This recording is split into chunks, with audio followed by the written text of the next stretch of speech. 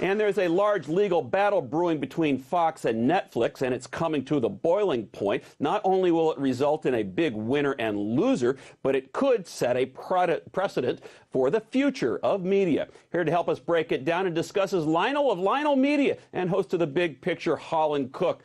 Thank you both for being with us. Lionel, set the stage for us. This is about Netflix supposedly poaching Fox personnel, and Netflix contends Fox has been anti-competitive, right? Precisely. We have three players.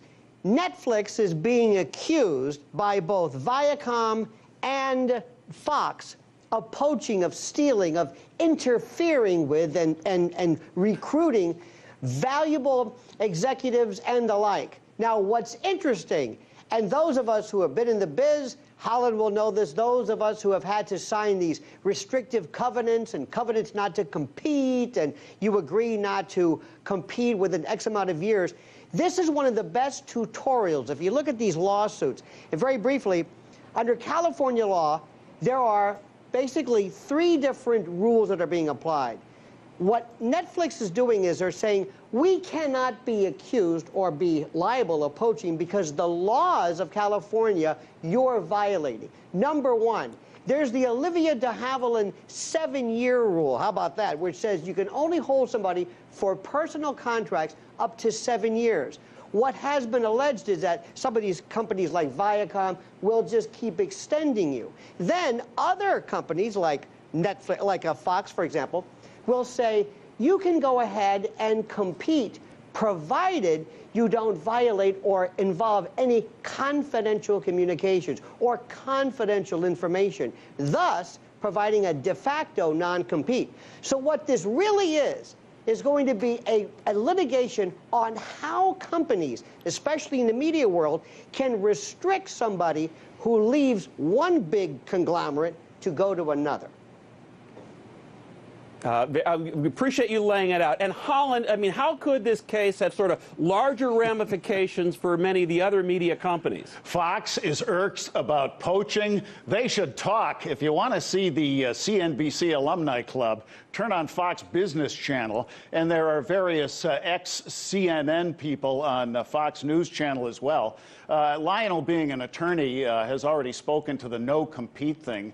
Judges are throwing these cases out. In some states, it's not even legal anymore. And why so surprised? In a full employment economy, good help is hard to find. But the wide-angle shot on this is that Netflix isn't just looking for executives. They're reaching out to the artists, the talent.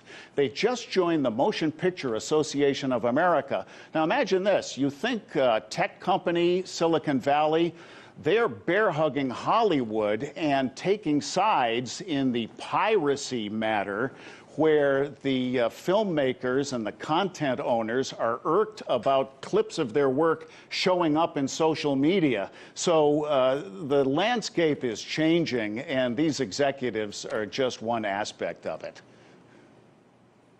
Lionel, you talked about this is the biggest of the bigs. Viacom has an interest in the mix somehow. Explain that.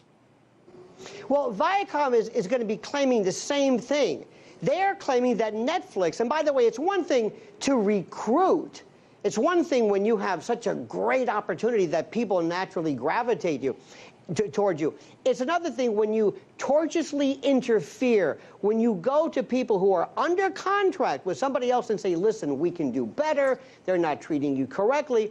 But what they're doing right now is they're claiming that the reason why these laws that prevent non-competes are not being violated is that this is just the industry. For example, if I work for Boom Bust and I devote myself to you and you pay me handsomely, don't you have the right, as Viacom and others are claiming, and Fox, for you to prevent me from going across the street and divulging information to your competitor?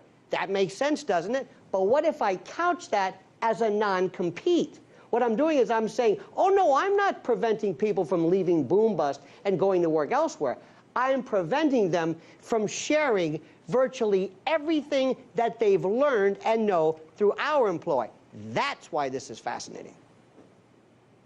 Well, can't we just all get along? Hey, Holland, what do you think this tells us about the larger media landscape and how it's changing? Well, two things. Number one, it certainly is a buyer's market. The customer has taken charge. And Bart, we've talked about this so much on your show because almost every week there's some new micro-brew, over-the-top television offering that is underpricing Netflix or luring cord cutters somehow. And that's going to continue. But something we saw in the Super Bowl really caught my eye. And if you notice the commercials, they are often inviting you to consume digital content. The Turkish Airlines commercial inviting you to watch an online movie. And apparently CBS TV doesn't have enough time to show all of their programs on CBS TV. They've got that Star Trek thing, which they teased on TV, but is only streaming. And we met the Black Rod Serling. There's going to be a Twilight Zone revival streaming on the CBS platform that they used the Super Bowl to announce. So which is the tail and which is the dog? I think we've reached the inflection point.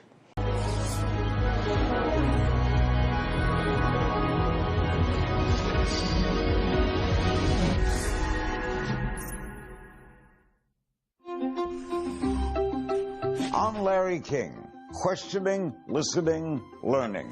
You know, I've always said I never learned anything when I was talking. It's important to listen. Question more.